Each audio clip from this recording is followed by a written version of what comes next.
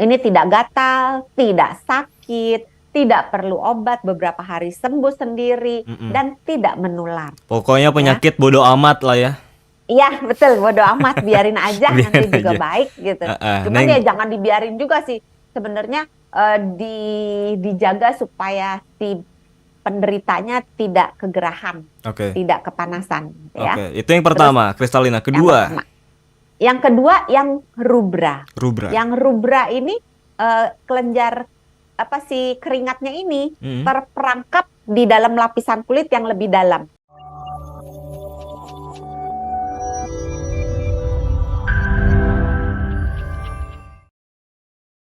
Berarti kalau dari tingkat bahayanya ini seberapa bahaya kalau biang keringat? Apakah termasuk penyakit yang ringan kah? Sebenarnya sih kalau cuma biang keringat sih sembuh sendiri, penyakit ringan, sangat ringan. Sangat Cuman, ringan ya. cuman biang keringat itu kita bedakan menjadi tiga. Oh, ada tiga Biang kering, jenis. biang keringat yang namanya kristalina, Uh-uh. biang keringat yang namanya rubra, dan Mm-mm. biang keringat yang namanya profunda. Mm-mm. Itu yang paling ringan adalah yang kristalina. Kristalina. Habis habis itu kalau yang kristalina itu dia hanya seperti tetesan-tetesan air aja, jadi kayak ada gelembung-gelembung.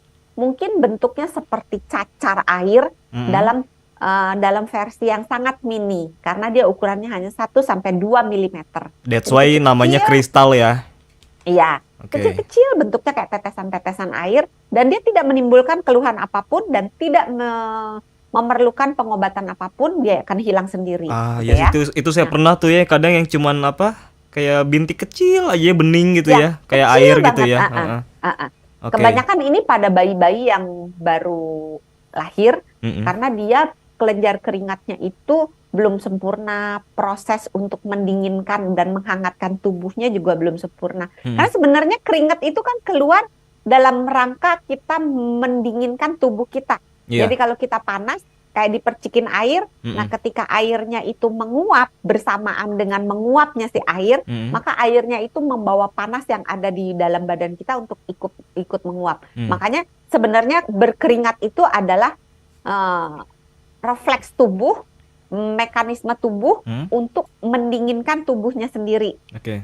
Jadi badan kita tuh serba otomatis gitu. Mm-mm. Nah, pada anak-anak kan si segala sesuatunya sistemnya belum sempurna, Ya, sehingga sering terbentuk si biang keringat ini yang jenis kristalina. kristalina. Nah, ini tidak gatal, tidak sakit, tidak perlu obat, beberapa hari sembuh sendiri, Mm-mm. dan tidak menular. Pokoknya Ya, penyakit bodo amat lah ya. iya betul, bodo amat, biarin aja, nanti Biarin juga aja. baik gitu. Cuman ya Neng. jangan dibiarin juga sih. Sebenarnya dijaga supaya si penderitanya tidak kegerahan, Oke. tidak kepanasan, gitu ya. Oke, itu yang Terus pertama, kristalina. yang Kedua, pertama. Yang kedua yang rubra. rubra. Yang rubra ini kelenjar apa sih keringatnya ini Mm. terperangkap di dalam lapisan kulit yang lebih dalam. Hmm. Kalau yang tadi di lapisan kulit yang atas, Atas paling luar atas. ya. Nah, kalau ini di bawahnya. Mm-mm. Nah, ini menimbulkan keluhan-keluhan. Kalau yang rubra ini itu biasanya agak Mm-mm. sampai gatel banget. Mm. Terus beberapa merasakan pedih, Mm. perih, sakit gitu ya. Mm-mm. Nah, yang ini eh, mm, kalau dia agak berat, dia membutuhkan terapi berupa obat minum Mm. atau obat oles kalau Oke. dia berat. Tapi kalau dia ringan, dia juga sama seperti yang kristalina, bisa sembuh sendiri, nggak diobatin, didiemin aja. Mm. Asal orangnya dibikin sejuk, orangnya dibikin nggak keringetan, nggak kepanasan, Mm. maka dia akan hilang sendiri. Itu obat lagi. Obat Obat-obat, obat siapa lagi? obat. Obat. Obat oles itu yang ada di pasaran bisa ya berarti ya untuk yang jenis rubra itu. Biasanya dikasih yang jenisnya hidrokortison, walaupun sebenarnya saya tidak menyarankan karena kadang-kadang buat orang awam Hmm? semua keluhan kulit tuh kan sama. Ya. Oh, bintik-bintik merah-merah gitu kan, Betul. gatel. Ya Betul. udah segala macam obat, segala macam diagnosa dikasih aja dengan obat hidrokortison. Padahal kalau untuk keluhan jamur dan untuk keluhan virus, Hmm. pemberian salep hidrokortison akan membuat penyakitnya menjadi tambah parah, Oke. tambah luas. Oke. Yang paling aman ya mungkin kasih bedak kalamin Hmm. yang kalau di minimarket dijual Iya, di botolnya putih, yang ada yang dikocok, ada yang ditabur, boleh betul. dua-duanya. Betul. Nah, yang ketiga, Dok. Intinya dibikin dingin. Hmm. Obat oles itu sifatnya hanya tambahan. Hmm. Obat minum boleh diberikan dalam bentuk antihistamin untuk mengurangi rasa gatalnya.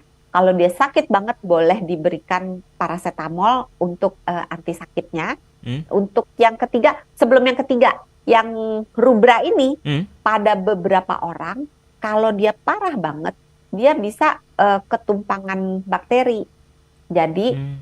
terinfeksi. Oke. Atau bisa juga dia berubah menjadi lebih parah, Hmm.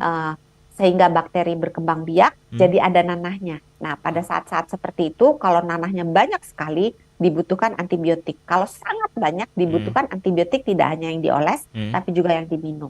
Oke. Yang Ketiga.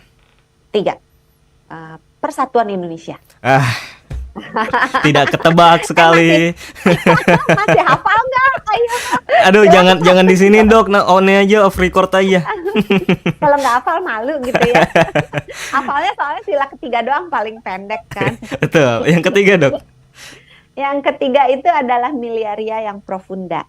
Profunda itu artinya dia berada di lapisan kulit yang paling dalam. Jadi si keringatnya nggak bisa keluar, terus dia ngerembes ke dalam lapisan kulit dan terjebak di situ. Ini raja terakhir ya, Dok ya? Iya, ini yang terakhir.